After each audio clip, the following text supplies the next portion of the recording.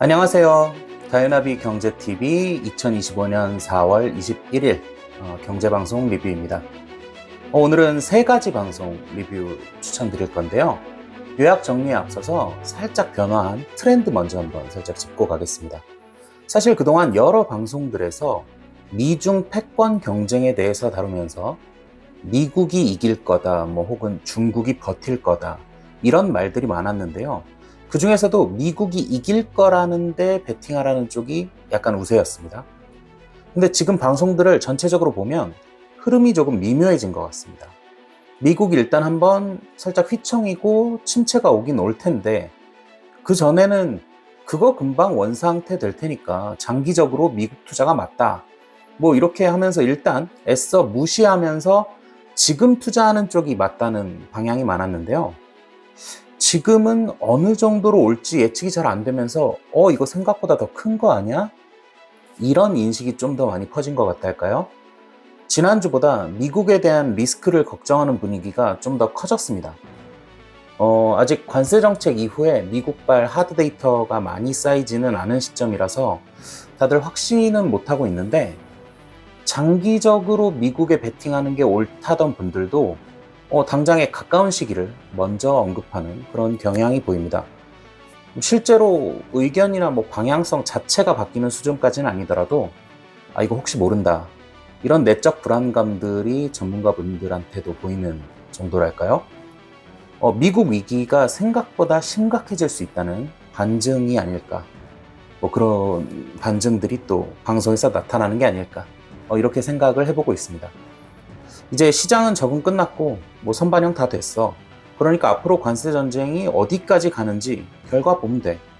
이런 스탠스에서 이거 실제 지표가 좀 나와봐야 알겠는데, 미국이 장기적으로 보면 이길 것 같긴 한데 당장 이거 저점 아닐 수 있겠다. 2보 전진 위한 1보 후퇴 좋은데, 그 1보 후퇴가 이게 1보 맞나? 계단 하나가 막 이만큼 떨어지는 거 아니야? 이런 생각들이 살짝씩 반영이 된 것 같습니다.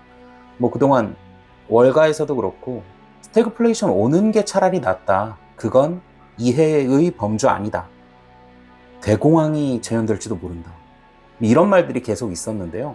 그만큼 큰 불확실성 때문에 전문가분들마저 불안감을 감추지 못하는 그런 상황인 것 같습니다. 이런 상황에서 4월 21일 오늘의 추천 방송들 리뷰랑 요약 보시고 한번 같이 생각해 보시죠. 먼저 첫 번째는 연합뉴스 경제TV에서 4월 20일 류현정 전 시티은행 부장님 방송입니다. 류현정 부장님은 원래부터 이 환율에 대한 인사이트로 굉장히 유명하신 분이었는데요. 미국 금리가 여전히 상대적으로 높은 상태임에도 불구하고 왜 달러가 약해졌나, 이거에 관한 이야기입니다. 상대적인 고금리면 미국으로 돈이 많이 흘러 들어가서 달러가 강해야 할 텐데 지금 달러 인덱스는 크게 하락한 상태거든요. 이걸 류현정 부장님은 크게 세 가지 정도 이유를 말씀을 하십니다. 글로벌 공급망 와해 가능성, 그리고 유로화 강세, 그리고 미국 자산시장의 투자금 순유출이 역대급인 점, 이걸 이유로 찾으셨어요. 트럼프 정책들이 글로벌 공급망 와해를 가져올 것 같은 불안감, 이거는 많이 알고들 계시니까요. 요건 패스한다 치면, 그 다음 유로화 강세 부분에 대한 해석이 재밌었는데요. 유로화에 굉장히 많은 영향을 미치는 독일이, 우리가 독일 얘기는 또 잘 모르잖아요. 부채 한도에 대한 예외 적용을 좀 일부 하고 5억 유로에 달하는 경기 부양 패키지를 내놓으면서 트럼프와 정반대 행보를 보이고 있다고 합니다. 이런 독일의 재정 지출 확대, 군비 확충, 이런 게 다른 유로존 국가로 전이될 수 있겠다, 이런 생각들이 유로화 반등의 이제 모멘텀이 된 거죠. 그래서 달러 약세가 그것 때문에 가속화됐다는 얘기인데요. 여기에 더해서 또 좋은 인사이트가 하나 나온 부분이 또 있었습니다. 미국 자산의 투자금 순유출에 관한 부분이었는데요. 류현정 부장님께서 보신 한 리포트에 따르면 유로존의 투자 포트폴리오를 이렇게 봤더니 2010년부터 한 15년 사이에 미국에 대한 투자가 한 4배가량 굉장히 증가를 했었다는 겁니다. 저금리였던 유로존에서 펀딩을 해가지고 미국에 투자하는 일종의 캐리 트레이드였던 거죠. 근데 지금은 이런 미국에 대한 투자 과비중이 빠지는 게 일종의 조정 단계라고 생각은 되는데, 근데 이게 트럼프 행동에 따라서 단순 조정이냐 아니면 진짜 자금 흐름이 바뀌는 거냐, 요걸로 해석이 갈라진다는 겁니다. 만약 트럼프가 지금 같은 태도를 계속 취한다면 정말로 자금 흐름이 바뀌게 되고 유출은 훨씬 더 심해지겠죠? 물론 그렇게 되면 트럼프가 원하는 달러 약세의 목표는 달성되긴 할 텐데, 근데 달러 신뢰도가 그때 어떻게 돼 있을까요? 여전히 달러는 기축통화로 매력적일까요? 또 나아가서 미국이란 국가를 우리는 여전히 신뢰할 수 있을까요? 이런 문제가 새로 생기게 될 겁니다. 달러 약세에 대한 이야기를 자세히 알고 싶으시다면 이 방송 추천드리니까요. 영상 하단 링크 통해서 방송 풀버전 한번 확인해 보시기 바랍니다. 자, 두 번째는 3프로TV 4월 20일 방송입니다. 윤지호 센터장님으로 우리한테 익숙한 윤지호 경제평론가님 나오셨는데요. 역시 여의도 나침반이라는 명성에 걸맞게 이번에도 멋진 인사이트 보여주셨습니다. 미국이냐 중국이냐를 고민할 게 아니다. 결국 그들은 명분 찾아서 휴전할 거고, 자, 휴전한다 그러면 우리는 그 다음을 봐야 된다. 이런 얘기를 하셨어요. 바로 그 다음이란 게 바로 휴전기에 찾아올 경기 상황이죠. 주식시장은 지금 불확실성이 극도에 달한 셈인데 이러면 이거 오히려 기회가 될 수 있다. 다만 그 기회가 미국 시장보다는 한국 시장에 있을 거라는 말씀을 해주셨습니다. 미국 증시는 불황이 예고된 상태에서 이미 봤을 때 밸류 여전히 높고 너무 비싸.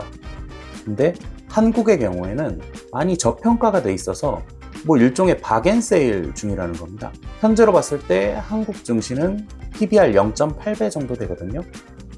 이때부터 담기 시작하면 국장이 매력적일 수 있겠는데, 이런 말씀을 하시는 거죠.